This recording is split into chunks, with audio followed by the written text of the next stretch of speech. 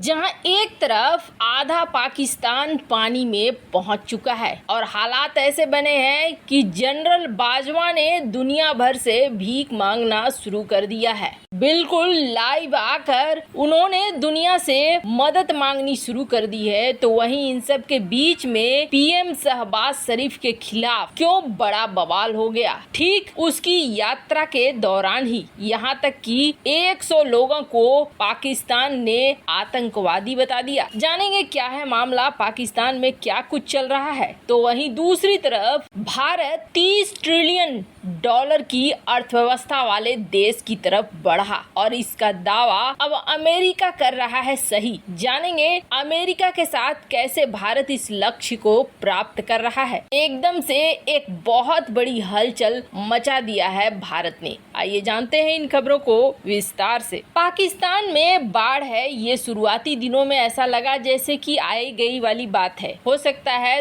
कुछ लोगों की मौतें हों, लेकिन बाद में स्थितियां संभल जाएंगी। लेकिन ये स्थितियां संभल नहीं रही हैं। अब ये स्थितियां इतना ज्यादा बिगड़ चुकी हैं कि आप कह सकते हो आधा का आधा पाकिस्तान पानी में चला गया है। अब इस आधे पाकिस्तान में खास तौर पर सिंध बलूचिस्तान के इलाके की हालत बेहद खराब है। जो तस्वीरें निकल कर आ रही हैं, जो वीडियो निकल कर आ रही हैं, वो सचमुच बहुत ही ज्यादा खराब है और स्थितियों को बता रही हैं कि इनकी स्थिति सचमुच इस वक्त बहुत खराब हो गई है। लेकिन आखिरकार इतनी स्थिति खराब कैसे हुई। कभी कहा जाता था कि एक देश है जहां सबसे ज्यादा रिकॉर्ड रहा है भयानक बाढ़ का, और वो देश है चाइना। लेकिन इस बाढ़ ने ऐसा लगता है जैसे चाइना को भी क्रॉस करने का मन बना लिया है। जो आधिकारिक आंकड़ा है वो आंकड़ा है 1000 का, जबकि इसे आधिकारिक आंकड़ा बताया जा रहा है। कहा जा रहा है कि इससे भी बुरे हालात हैं। जिस तरीके के ये वीडियोज वगैरह आ रहे हैं, ये एक हनीमून होटल था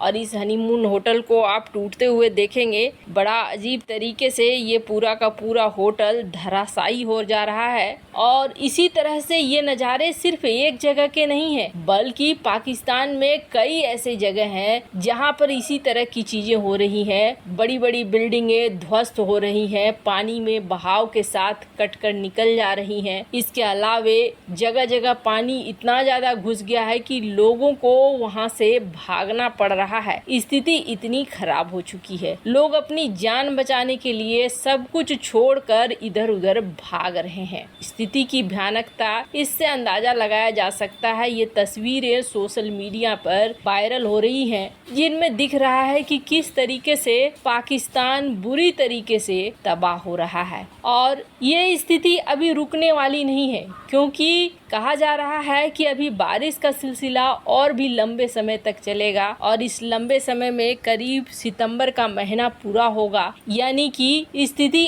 अभी लंबे समय तक बहुत मुश्किलों भरी रहेगी पाकिस्तान की। अब यहाँ पर दौरे के लिए निकले थे बाजवा, और बाजवा ने दौरे के बाद जब देखा कि स्थिति यहाँ की पूरी बिगड़ चुकी है, तो आम लोगों के साथ साथ अंतर्राष्ट्रीय कम्युनिटी से भी मांगना शुरू कर दिया मदद। ये आप देख सकते हैं, इस पोस्ट में बाजवा ने मदद मांगी है अंतर्राष्ट्रीय कम्युनिटी से। तो आपने देखा किस तरीके से बाजवा सीधे सीधे मांग रहे हैं अपने आम लोगों से मदद, तो उसके अलावे दुनिया भर में जो फ्रेंडली कंट्रीज हैं पाकिस्तान की, उससे मदद। और इस वक्त पाकिस्तान को मदद देने के लिए तुर्की भी आगे आया है, कतर भी आगे आया है, और इसके अलावे फ्रांस ने भी ये कहा है कि हम आपको मदद करेंगे। अमेरिका ने जहां 10 मिलियन डॉलर की मदद की है, हालांकि ये मदद काफी छोटी है। जब अमेरिका और पाकिस्तान की बहुत गहरी वाली दोस्ती थी तो पाकिस्तान के लिए अरबों डॉलर लुटाए हैं अमेरिका ने, पर अब स्थितियां बदल चुकी है। तो इस तरीके के हालात इस वक्त देखने को मिल रहे हैं पाकिस्तान में। पर इन सब के बीच में एक बड़ी अजीब सी बात हो गई। पाकिस्तान के सिंध प्रांत में प्रधानमंत्री शहबाज शरीफ और बिलावल भुट्टो दोनों पहुंचा, और दोनों ने जैसे यहाँ घुसने की कोशिश की,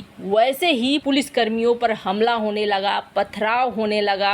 स्थिति का जायजा लेने के लिए ये लोग पहुंचे थे और यहाँ पर जो विस्थापित परिवार वाले थे उनसे बातचीत करना चाह रहे थे, लेकिन यहाँ पर जो रास्ता था उस रास्ते को ब्लॉक कर दिया गया और इस तरीके से ब्लॉक किया गया कि मेन मार्ग जो था वही ब्लॉक हो गया और अंदर फंस गया शहबाज शरीफ, जिसके बाद कहा जाने लगा कि पुलिसकर्मियों पर भी हमला हो गया और जो नेता वगैरह गए थे उन पर भी हमला हो गया। भीड़ ने गाड़ियों के शीशे तोड़ दिए। अब 100 लोगों के ऊपर जारी कर दिया है आतंकवाद का केस शहबाज शरीफ सरकार ने और इन बुरे हालात में फंसे लोग और भी बुरी तरीके से यहाँ पे फंस गए हैं। खैर, जहाँ एक तरफ पाकिस्तान की स्थिति ऐसी है तो वहीं दूसरी तरफ जो पीयूष गोयल हैं हमारे मंत्री, उन्होंने एक बड़ा खुलासा किया और इस खुलासे ने बता दिया कि भारत कैसे 2047 तक एक विकसित देश बनने वाला है और कैसे बहुत बड़े लक्ष्य को पाने वाला है। दरअसल चीन जो अभी आप देख रहे हैं, ये चीन कभी गृह युद्ध और भूखमरी में फंसा था। यहाँ लोग आपस में खाने के लिए तरसते थे, लेकिन आज वही चीन दुनिया भर को धमका रहा है और इसकी इतनी बड़ी अर्थव्यवस्था है कि दुनिया को हिलाकर रख रहा है। कारण है इसके पीछे, कारण क्या है? इसे आगे बढ़ाया अमेरिका ने। चीन ने उस वक्त दिखाया कि हम सोवियत संघ के साथ नहीं बल्कि हम आपके साथ हैं और अमेरिका के साथ मिलकर व्यापार को बढ़ाता चला गया। अमेरिका को भी ये लगा कि चूंकि चीन में मेन पावर बहुत ज्यादा है तो यहाँ पर अगर हम व्यापार को बढ़ाएंगे तो हमें फायदा जरूर होगा। चीन चुपचाप अमेरिका के साथ मिलकर अपने व्यापार को लगातार बढ़ाता चला गया और आज स्थिति ऐसी हो गई कि चीन के पास काफी पैसा आ गया और इस काफी पैसे से चीन ने अपनी मिलिट्री को डेवलप किया और आज उसी मिलिट्री से दुनिया भर को धमका रहा है। वैसे आपको बता दें, अब भारत का लक्ष्य है $30 ट्रिलियन